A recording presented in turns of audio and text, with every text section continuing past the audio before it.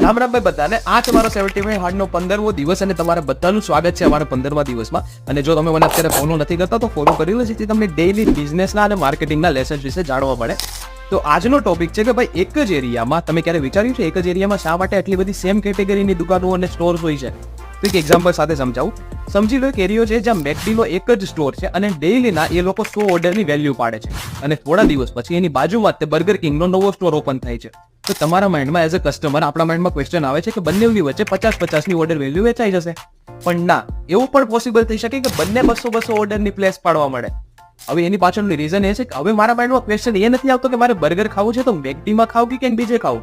હવે મારા માઇન્ડમાં ક્વેશ્ચન એ આવે છે કે હવે બર્ગર ખાઈશ તો બર્ગર કિંગમાંથી ખાઈશ કે પછી મેકડીમાંથી ખાઈશ. અને આ જ કન્ફ્યુઝનના કારણે લોકો સેમ કેટેગરીની શોપ અને સ્ટોર એક જ એરિયામાં ખોલે છે, જેથી નવા કસ્ટમરને એટ્રેક્ટ કરી શકે અને એમનું સેલ બૂસ્ટ કરી શકે. જો આ વિડીયોમાંથી કંઈ ઇન્સાઇટફુલ લાગ્યું હોય તો મને અત્યારે ફોલો કરી લો.